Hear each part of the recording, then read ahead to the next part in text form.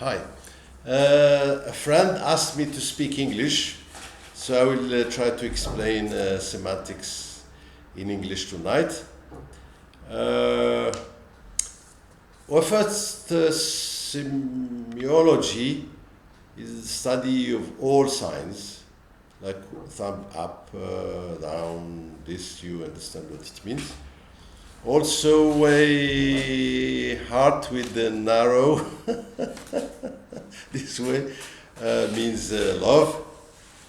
But semantic studies only the meaning of linguistic items. Even the smallest sound can make sense, like when I saw in Gibraltar a British guard standing at attention and produces when he saw a girl passing by. It has a full semantic content. Also a vowel like A means negative. So you say, for instance, les femmes sont apolitiques, that is, they are not interested in politics, with a few exceptions like Merkel and Thatcher. Or you would say Wittgenstein was atheist, that is, he didn't believe in God. Now, the words can be seen from different perspectives: anthropology, history, synchronic, generative grammar, etc. So, in anthropology, a word like red has got the meaning of blood and faithfulness, to the extent that some countries have painted their flags in red. This reminds me of J.F. Kennedy, who said, flags are red. Not all flags are red. The Algerian flag is white and... It's made of, example, made of... Okay, you're hard to convince. Oh, okay. Anyway. They can paint it in the walls or in... Okay, so how do you speak about the color of flag, the Moroccan flag, for instance? It's red and green. And green. So is it painted in green or what? No, it's born green. It's born red. Anyway, the red means faithfulness. It's made from a tissue, red tissue, and decorated with the green star. Very good, very clever. The star with 5 points. النجمة الخماسية. Okay, thank you. Now, green means garden, means peace, means heaven, paradise. Now, taboo words, people would find some,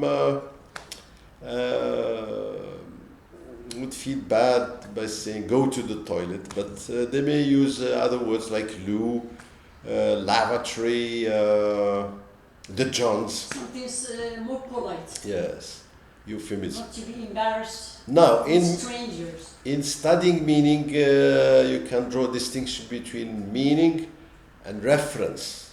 And the example is the morning star and the evening star. For most people, they refer to two different planets, but in fact, the astronomer would say to you it's the same planet, it's Venus. Now, from the historical point of view, the words acquire different layers of meaning with time. So if we take the example of the Arabic word as-sa', for us is this the watch, maybe the 1 billion, the costly watches that were stolen. Never mind. It means 60 minutes. But in the past, and for the people, for the Arabs who started hearing the Quran, they heard something like وَيَوْمَ تَقُومُ السَّاعَةُ يُقْسِمُ الْمُجْرِمُونَ مَا لَبِثُوا غَيْرَ سَاعَةٍ. For them, sa'a didn't mean the 60 minutes or the watch. It meant any time less than a day. They would say, for instance, Zayd زارني فمكث ساعة. That is maybe 4 or 5 hours of our own counting. And then the Quran gave it a new meaning, which means the end of the world. وَيَوْمَ تَقُومُ السَّاعَةُ يُقْسِمُ الْمُجْرِمُونَ مَا لَبِثُوا غَيْرَ سَاعَةٍ. Now this is historical approach. The synchronic approach, that is the connection between words now. For instance, if I said the word Toyota, everybody would link it to car, so it's a kind of car. Now, from Mr. Leonard Bloomfield, a famous linguist in the 30s before Chomsky. Is he French? He's American. Leonard Bloomfield who was working Bloomfield at is the... American now. No, in fact, Bloom is a German. Bloom meaning flower in German. Yes. Bloomfield, that is the field of flowers. He must be from German origin, but he's American, famous, and he was living in the Windy City. Do you know the Windy City? New York. Chicago. And he drew a distinction between free forms and bound forms. So the word I gave, atheist, the A is a bound form. It has the meaning of negation. And theist meaning... That is something added to the word, the principle. It's like affixes, you know? Yes. Unhappy, disagree, fighter, Yes. for instance. And he was very strict. He didn't want to include semantics in the study of linguistics because he said it cannot be experienced. So he was quite happy to accept salt, giving the definition that the chemist gives to the word salt, that is NCl, an atom of chlor, etc. But he said, how would you define scientifically the word love? Impossible. Unlike what Mr. Houari said, warum liebst du? Love cannot be submitted to logic and understanding. Yes. Now, the generative linguists like Chomsky have suggested to deal with the meaning of words using distinctive features, just as they use this approach to defining the sounds. Some sounds are labial, some are stops, some are fricative, plus, minus, etc. So let me just give you an example of semantic cuisine, cooking and eating. So if you have a potato, you can either roast it or fry it or boil it, or a piece of meat if you like. Use plus fire for all of them. For roasting, frying and boiling you need fire.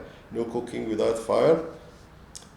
But as far as frying, it needs oil, so you put plus oil for frying and plus water for boiling. I hope this makes sense. Before I close, there are beautiful metaphors that give a different sense to the words, a beautiful sense. Like if I read for you the story of Trump, nothing to do with President Donald Trump. So, quite by chance, one day I came across a real Trump. He's such a rare sight these days that I stood some distance away and watched him. He was dressed just as a Trump should be, in patched trousers, much worse for wear, and a jacket many sizes too big for him. Give him to the baby. On his head there was a battered old hat that had seen better days. Very old. And his boots were so old and worn, they were almost coming to pieces. Thank you very much. Thank you.